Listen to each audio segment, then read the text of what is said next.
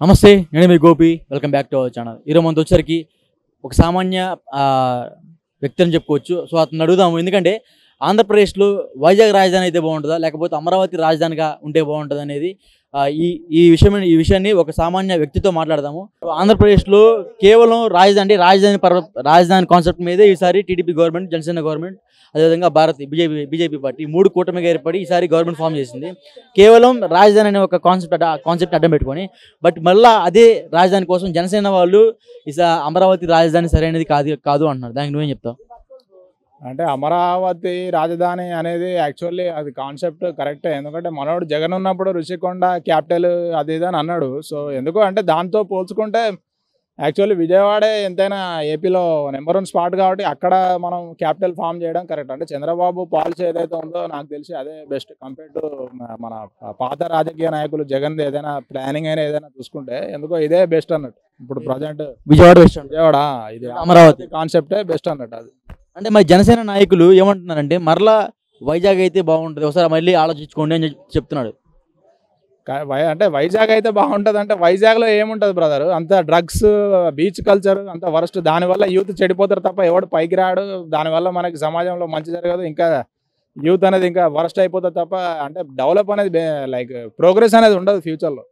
ఒక చంద్రబాబు పరంగా చూసుకుంటే, అమరావతి చూసుకుంటే మనకి అన్ఎంప్లాయ్మెంట్కి జాబ్స్ ఇప్పుడు రీసెంట్గా టెట్ కానీ డిఎస్సి కానీ ఏదైనా వాట్ ఎవర్ మనకు అక్కడే బెస్ట్ అన్నట్టు. వైజాగ్లో అంత డ్రగ్స్ కల్చర్ ప్లస్ అక్కడ అంత వరస్ట్ కల్చర్ కాబట్టి నాకు తెలిసి అది రుషికొండ క్యాపిటల్ అనేది రబిష్ కాన్సెప్ట్. 100% మన సపోర్ట్ ఎప్పుడైనా అమరావతి రాజధానికి. ఎందుకంటే అమరావతి రాజధాని కట్టడానికి దాదాపు లక్షల కోట్లు అయితే బయట చెప్తున్నారు వాళ్ళు. ఇది రాజకీయ విశ్లేషకులు కూడా చెప్తున్నారు. బట్ అన్ని లక్షల కోట్లు మళ్ళీ తీసుకొచ్చి అమరావతి మీద పెట్టుబడి పెట్టాలంటే అది సాధారణమైన విషయం కాదు. ఎందుకంటే ఇప్పటికే 13 లక్షల కోట్లు అప్పుల్లో ఉంది ఆంధ్రప్రదేశ్. దానికి మీరేం చెప్తారు? అమరావతి ఆల్రెడీ క్యాపిటల్ ఇంతకుముందు చంద్రబాబు సీఎంగా ఉన్నప్పుడే ఆల్మోస్ట్ అయిపోయింది బ్రో. అంటే ఇప్పుడు ఏంటంటే కొంచెం మాడిఫై చేయాలి, కొంచెం దాన్ని ఇన్వెస్ట్ చేసి మళ్ళీ రీబిల్డ్ చేయాలి. అంతేగాని ఆల్రెడీ చంద్రబాబు జగన్ కంటే ముందు సీఎంగా ఉన్నప్పుడే ఆయన చేయాల్సింది చాలా చేసేసాడు. అక్కడ క్యాపిటల్ కానీ అది ఇది చాలా అడ్మినిస్ట్రేటివ్ ఆఫీసులు అవి ఇవి ఆల్రెడీ చాలా డెవలప్ అయిపోయింది అక్కడ. ఇప్పుడు మీరు చెప్పినట్టు ఏంటంటే మళ్ళీ ఇది చేయాలంటే ఇప్పుడు రుషికొండ వాడు ఇంతకుముందు జగన్ ఉన్నప్పుడు మనోడు అది ఏదో మరి ఎలా ఇల్లీగల్ ఎర్నింగో ఏంటో అక్కడ కోట్ల బంగ్లా కట్టిండు రుషికొండలో. దాన్ని మనం మళ్ళీ మొత్తం టోటల్గా అంతా డిస్మాంటిల్ చేసి వచ్చే డబ్బు ద్వారా మనం ఇక్కడ పెట్టుకొని అమరావతిని మనం మళ్ళీ దాన్ని ఇంప్రూవ్ చేయొచ్చని నా ఫీలింగ్. అది ఇంకోటి, అమరావతిలో ఎవరైతే భూములు ఉన్నాయో దాదాపు 30,000 ఎకరాల పైన భూములు ఉన్నాయంట. ఆ భూముల రేట్లు పెంచుకోవడానికి అమరావతి అని టీడీపీ జనసేన నాయకులు అయితే అంటున్నారంట అక్కడ. సో ఒక కామన్ మ్యాన్గా మీ అభిప్రాయం ఏంటి? అమరావతి అంటే మీరు అడిగిన క్వశ్చన్ అర్థం కాలేదు. అంటే అమరావతి అంటే కేవలం టీడీపీ జనసేన నాయకులు అడ్డా అది. ఎందుకంటే అక్కడ లాస్ట్ టైం వాళ్ళు దాదాపు 30,000 ఎకరాలని పోగు చేసి వాళ్ళలోనే అంటే బినామీల పేర్ల కింద ఇప్పుడు ఎవరైతే నారాయణ స్కూల్స్ ఓనర్ నారాయణ గారు, సో అలాంటి పెద్ద పెద్ద వ్యక్తుల మీద దాదాపు 1000 ఎకరాలు అయితే రిజిస్ట్రేషన్ అయి ఉన్నాయి.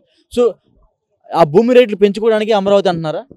లేదు అది అంటే ఇప్పుడు అది ఎలా ఉంటుంది అంటే టీడీపీ పేరు చెడగొట్టడానికి, జనసేన పేరు కిందికి తేవడానికి కొందరు వైసీపీలో కొందరు చేసే చీప్ ట్రిక్స్ అవన్నీ. బట్ మనం ఓవరాల్గా ఫేర్ పాలిటిక్స్ మనం చూసుకున్నట్టయితే మాత్రం ఎప్పటికైనా అంటే లైక్ అన్ఫేర్ పాలిటిక్స్కి పేరు వైసీపీ, ఫేర్ పాలిటిక్స్కి పేరు ఎప్పుడైనా టీడీపీ, జనసేన. సరే వీళ్ళ దాంట్లో కూడా అక్రమాలు దౌర్జన్యాలు జరగచ్చు. బట్ వైసీపీతో పోల్చుకుంటే ఆ లెవెల్లో మన వాళ్ళు అయితే అంత ఫ్రాడ్ కానీ ఏది చేయలేదు. ఎందుకంటే వైసీపీలో మీరు చూసుకున్నట్టయితే ఇప్పుడు కూడా రీసెంట్లీ లైక్ అవి ఇవి లైక్ మళ్ళీ తర్వాత ల్యాండ్ కబ్జాలు అవి రౌడీయిజం అది ఇక్కడ ఎలాగైతే తెలంగాణలో టీఆర్ఎస్ ఎలాగైతే అంత వరస్ట్ పాలిటిక్స్ నడిపిందో అక్కడ వైసీపీ కూడా సేమ్ అలానే ఉంది సిచ్యువేషన్. ఇవన్నీ ల్యాండ్ అక్కడ అడ్డా అది అనేది ఏంటంటే వైసీపీలో కొందరు కావాలనే టీడీపీని మళ్ళీ నెక్స్ట్ ఎలక్షన్స్ వరకు దాని పేరు చెడగొట్టడానికి కావాలని చేసే ఇవన్నీ చిల్లర రాజకీయాలు తప్ప జనాలకు తెలుసండి ఎవరు ఏ పార్టీ బెస్ట్, ఎవరు కరెక్ట్ లీడర్ ఏంటనేది తెలుసు. కాబట్టి ఇప్పుడు మీరు ఫలితంలో మనకు తెలిసిపోయింది కదా, వాళ్ళు ఏమేసినా లాస్ట్కి ఎవరైతే బెస్టో వాళ్ళకే ఇది జరుగుతుంది. అది మీరు ఒక మాటలో చెప్పండి, వైసీపీ పార్టీ ఎందుకు ఓడిపోయిందంటారు? వైసీపీ పార్టీ ఓడిపోవడానికి చాలా కారణాలు ఉన్నాయి. బట్ మెయిన్ కారణాలు ఏంటంటే కొన్ని వాళ్ళ అధికార బలంతోని అధికార పొగరుతోని రౌడీయిజాలు, మానభంగాలు, తర్వాత పేద ప్రజలని బెదిరించి దోచుకోవడం కానీ దోపిడీ కానీ ఆ పాలన ఏదైతే ఉందో సేమ్ ఇక్కడ టీఆర్ఎస్ ఎలాగైతే అధికారంలో ఉన్నప్పుడు వాళ్ళు ఎలా రెచ్చిపోయారో సో అక్కడ కూడా అదే పరిస్థితి వైసీపీ.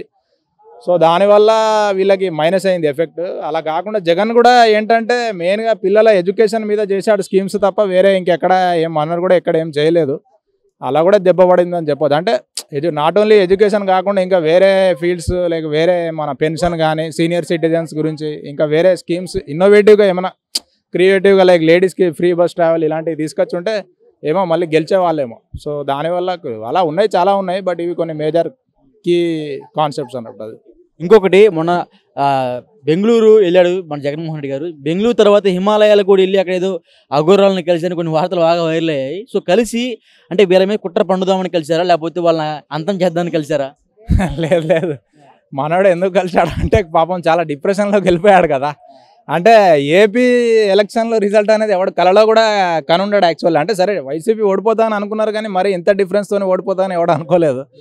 అంటే చాలా హై డిఫరెన్స్ అది. అంటే లైక్ ఆల్మోస్ట్ ఒక 1:2 డిఫరెన్స్ ఉంటుందేమో అనుకో. మరి 12-13 సీట్లు అంటే చాలా, అది ఇంకా మనం వాడు జన్మలో కాదు కదా, వాడు వచ్చే జన్మలో కూడా మర్చిపోడు. అలాంటి చాలా అంటే హ్యూమిలియేటింగ్ రిజల్ట్ అది.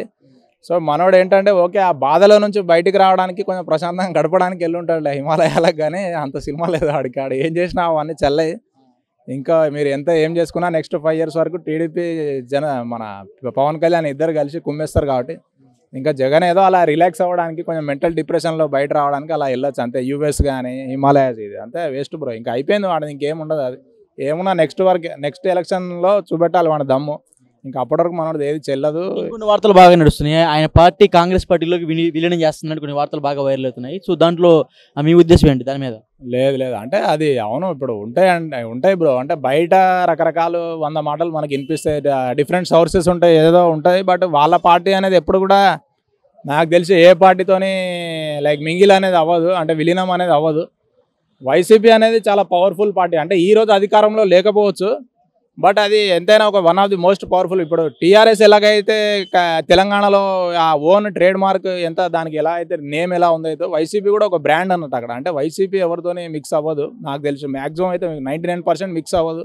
ఎంత పెద్ద ఆఫర్ వచ్చినా మోడీ నుంచి అయినా ఎవరి నుంచి అయినా వాళ్ళు సోలోగా ఫైట్ చేస్తారు. అదంతా నాకు తెలిసి ఫేక్, అంటే లైక్ అంటే ఫాల్స్ రూమర్స్ అవన్నీ. దాంతోనే ఏమి ఉండదని నా అభిప్రాయం. అది అమల్లోకి వస్తుంది, ఎందుకంటే అది వాడు ఇచ్చాడు కాబట్టి. అంటే చంద్రబాబు పవన్ కళ్యాణ్ హామీ ఇచ్చారు కాబట్టి ఇంకా 100% అది ఈరోజు కాకపోయినా ఇంకా వచ్చే 2-3 నెలల్లో అయినా 100% అది ఎగ్జిక్యూట్ అయిపోతుంది. And free bus travel compulsory అయిపోతుంది ఏపీలో. ఇంకొకటి జగన్మోహన్ రెడ్డి గారు ఓడిపోక ముందు ఒక మాట చెప్పారు, చంద్రబాబు గారు ప్రవేశపెట్టిన పథకాలు అంత సామాన్యంగా ప్రజలకు అందించలేరు, ఎందుకంటే అది టూ మచ్ ఆఫ్ బడ్జెట్. ప్రతి నెల దాదాపు ఒక 20,000 కోట్లు ప్రజల అకౌంట్లో వేయాలి. అలాంటి సమయంలో అన్ని డబ్బులు ఎక్కడి నుంచి తెస్తారని జగన్ రెడ్డి గారు అన్నారు. మరలా ఇప్పుడు చంద్రబాబు గారు కూడా అంత డబ్బు మేము వేయలేము అన్నట్టుగానే మాట్లాడుతున్నారు. దానికి మీరేమంటారు? ఎవరు చంద్రబాబు మాట్లాడుతున్నాడా అన్నట్టుగా మాట్లాడుతున్నారు? లేదు లేదు లేదు లేదు, అంటే ఇప్పుడు ఎంతైనా మనోళ్ళు ఇప్పుడు రూలింగ్ పార్టీ, ఇప్పుడు జనసేన టీడీపీ రూలింగ్ పార్టీ కాబట్టి వాళ్ళకి ఆటోమేటిక్గా సెంట్రల్ నుంచి స్టేట్ నుంచి ఫండ్స్ వస్తాయి. మోడీతోని కూడా మంచి ఏలియన్స్ ఉంది మనకి ఎన్డీఏ ప్రభుత్వంతో కాబట్టి ఎన్ని కోట్లున్నా ఏమున్నా ఎంత ఫైనాన్షియల్గా ఎలాంటి ఇష్యూ ఉన్నా కానీ అన్నీ క్లియర్ అయిపోతాయి. ఎందుకంటే మోడీ అండ ఉన్నాక ఇంకా మనకి వాళ్ళకి ఏం బాధ చెప్పు. అంటే డబ్బుల పరంగా ఏం ప్రాబ్లం ఉండదు. అది ఏంటంటే సరే వాళ్ళ గవర్నమెంట్ని డౌన్ చేయడానికి ఈ జగన్ వైసీపీ వాళ్ళు ఏదో చెప్తా ఉంటారు, అది ఇది అమలు చేయరు, అంటే అంత మీ దగ్గర అంత డబ్బు ఉందా అని. కానీ ఇప్పుడు రాజకీయాల్లో డబ్బు లేని వాళ్ళు ఎవరు ఉండరండి. అంటే ఇప్పుడు ఎవరి ఆశ వానికి ఉంటుంది. సరే వానికి పైనుంచి ఇప్పుడు ఎంతైనా సీఎం ఒక డిప్యూటీ సీఎం కాబట్టి వాళ్ళకి ఏలియన్స్ నుంచి వస్తాయి డబ్బులు 100%. వాళ్ళు ఇచ్చిన ఏదైనా హామీ అయినా ఏదైనా అది రిగార్డింగ్ డబ్బు అయినా ల్యాండ్ అయినా పెన్షన్ అయినా ఏదైనా అవన్నీ చివరి వరకు అవి విజయవంతంగా అన్నీ అమలు చేస్తారు. మీరు కావాలంటే చూడాలి, ఓపిక ఉండాలి మనుషులకు అంతే. మనం తొందరపడి ఎవరిని జడ్జ్ చేయకూడదు.